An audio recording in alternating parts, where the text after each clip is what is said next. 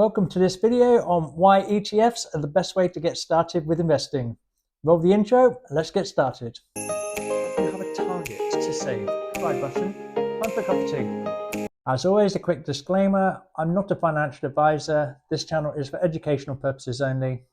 So let's start off with some descriptions, why ETFs are so good. So what is an ETF? An ETF is an exchange traded fund.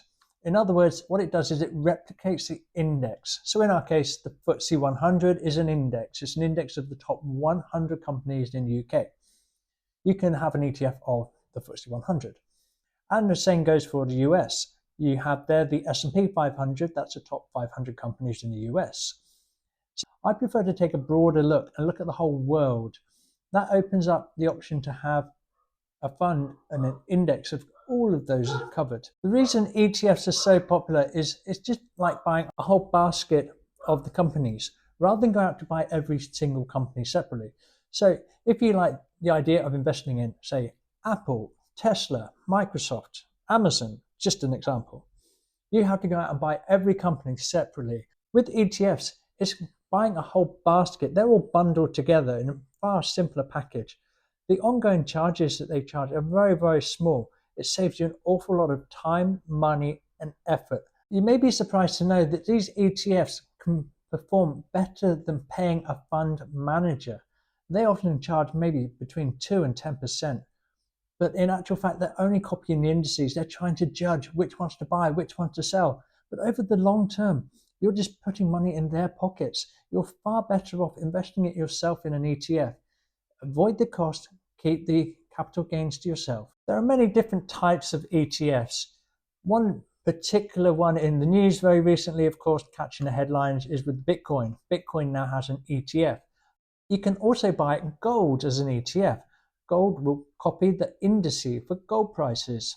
And the same goes for real estate. You can have a REIT, which is a real estate investment trust fund. The reason ETFs are a perfect way to get started is its simplicity. It's very easy. With the idea of taking a long-term view on investing, ETFs is by far the best place and easiest place to start. You can even check out my other video just here, where I go through step by step how to start investing with my favorite platform, InvestEngine.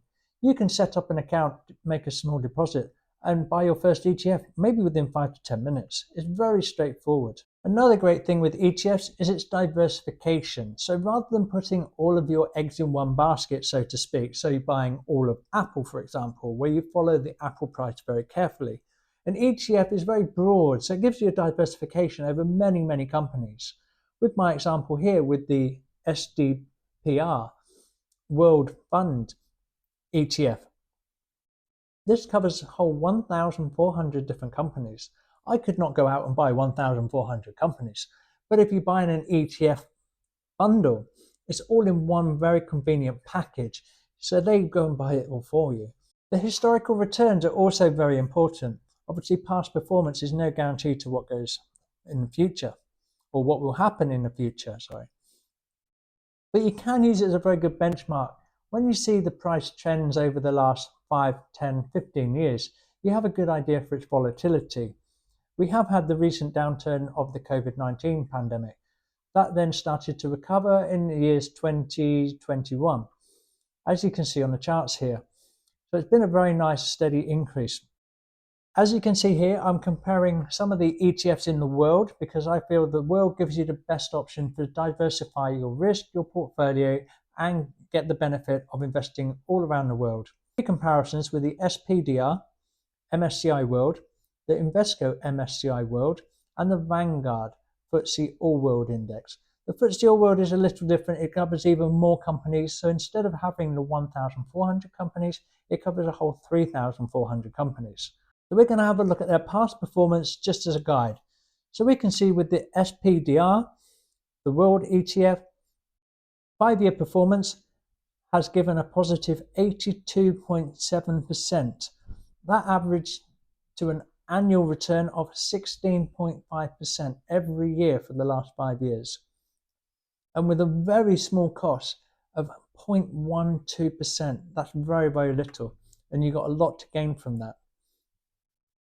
Then let's have a look at the Invesco MSCI World ETF. The performance there over the last 8 years has been 159.1%. If we annualize that, you get a return of a whole 19% annual return a year. That's amazing. And let's have a little look at the Vanguard FTSE All World ETF just for comparison. And that again has been performing over 5 years with a return of 53.87%. Again, if you annualize that, that gives an average return of 10.8% per year. All of these ETFs is just a starting point, but it's a perfect starting point for beginners or getting started with investing on your investment journey.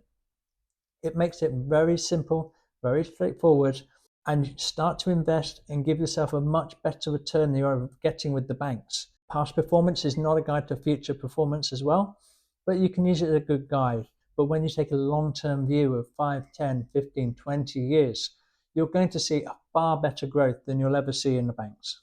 If you want to do some more searches on ETFs, I use one of the search functions called justetf.com. I can highly recommend this to look through. It does give a very exhaustive list of all the ETFs available. Have a look at the filters on the side if you want to search other ones. But look around. The key thing is also, these are just a guide. So use these and adjust them to your own portfolio, your risk tolerance. Check out my other videos where I'll be covering these topics in detail. But in the first case, have a look at the links below, set up an account with any of the 3-4 platforms, or choose all of them if you wish. It's completely free to open the accounts, get going and have a look around.